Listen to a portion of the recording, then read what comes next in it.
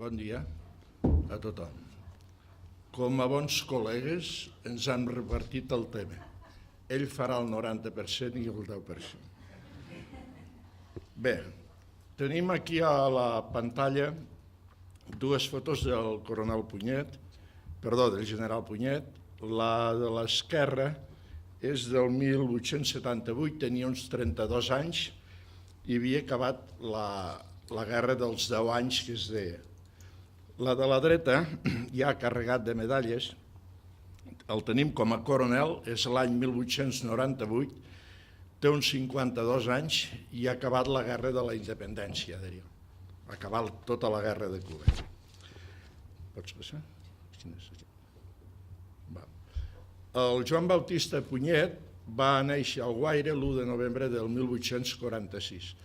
Era fill d'un senyor d'Àger i la seva mare era del Guaire. I era el segon de 3 fills, el mitjà, diria.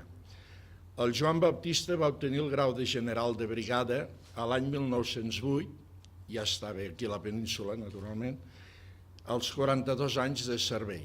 És a dir, va pujar de soldat a general sense cap estudi.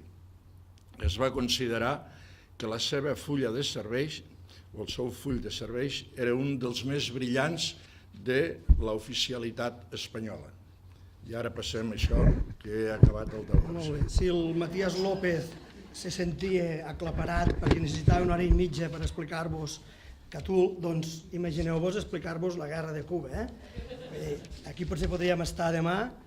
Bé, la guerra de Cuba es coneix l'últim període, que és del 1895 al 98, però la guerra de Cuba en realitat va durar 16 anys. Va ser una guerra terrible, terrible. A través del general Punyet podem seguir-la tota, perquè va estar a tots els ciris, a tots els fregats, i va ser un supervivent. Tenia una capacitat de sobreviure que era bestial, era brutal. Va ingressar a l'exèrcit als 19 anys i va anar pujant rang per rang, fins a arribar a general de brigada, que era el màxim pràcticament que es podia arribar. La guerra de Cuba, els cubans van copiar el sistema de guerrilles que havien aplicat els espanyols a la guerra al francès.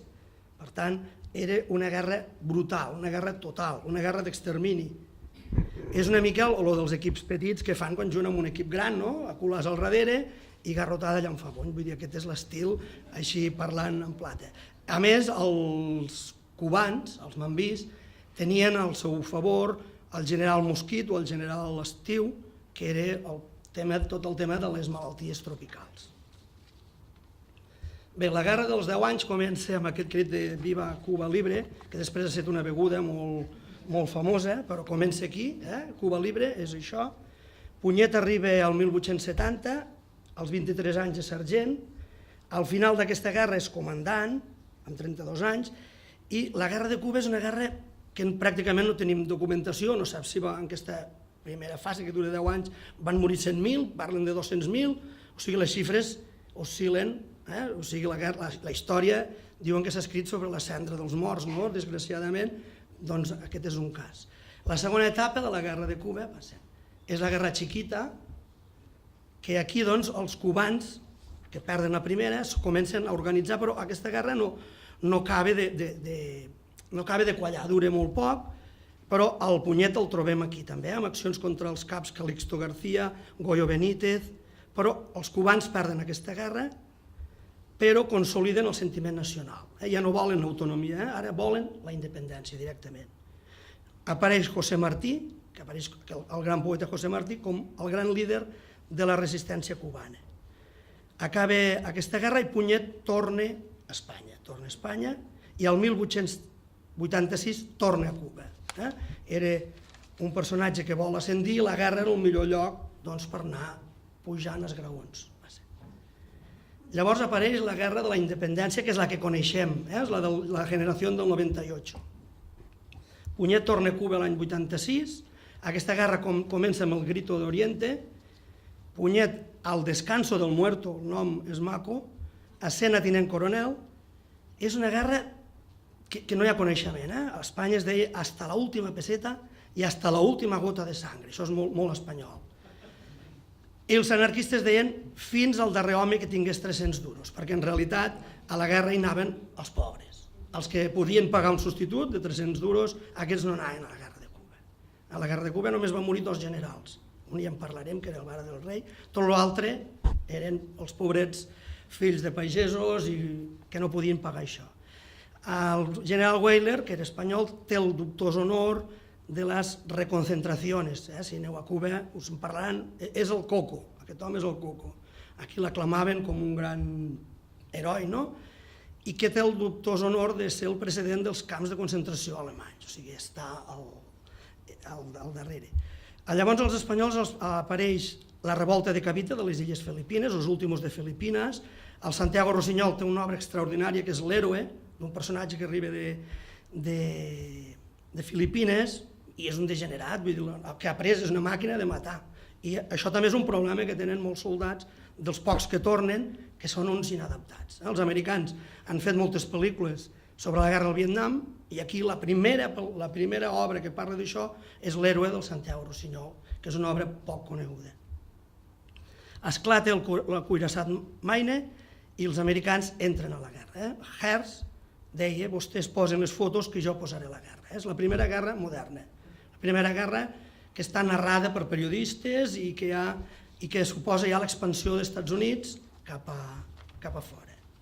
Bé, ja arribem ara al punt, diuen que els catalans sempre han parlat de derrotes, tots parlen de derrotes perquè aquesta és la gran derrota al final de l'imperi espanyol. Estem parlant de la batalla del Caney. Aquí hi havia el general Puignet. El Caney és un punt estratègic abans d'arribar a Santiago i amb 500 soldats resisteixen durant 9 hores contra unes forces enemigues de 6.500, que eren americans i cubans.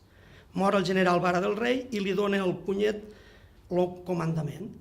I ell organitza la retirada fins a Santiago i no perd ni un soldat. El 3 de juliol del 98 hi ha la derrota estrepitosa de la flota espanyola a la badia de Santiago. Em sembla que els americans perden un soldat. Els americans anaven amb vaixells ja moderns, els espanyols anaven amb vaixells de canya, i allà els van portar, allà els van portar, els que no podien pagar els 300 duros. El cost de la guerra va ser astronòmic, el cost humà va ser terrible, 200.000 soldats mobilitzats, és la més gran mobilització de soldats de la història, fins que després es produirà la Segona Guerra Mundial. Puignet torna a casa, el 1902 reprimeix la vaga general de Sabadell i Terrassa, on més de 100.000 treballadors es manifesten, és la més gran mobilització obrera fins a llavors a Europa, i el 1908, com no, li donen el fan general de brigada i li donen la Gran Cruz de Sant Hermenegildo. Me sembla que les té totes, el Puignet, les creus. Sí. Aquí hi ha 3 de les medalles, aproximadament deu de ser un 20% de les que portava la fotografia que hem vist al principi. Aquesta és la placa que li fan aquí a Lleida els companys pel seu ascens a general de brigada. Després, el 26 d'agost de 1878 es casa amb aquesta senyora, Caritat Morales Ramírez, suposem que és espanyola, tot i que ella és nascuda al poble de Barrancas de Bayamó, a Cuba. El que passa és que al tornar a Barcelona resulta que al tornar a Barcelona es formalitzarà el matrimoni al registre civil, hi ha constància a Barcelona.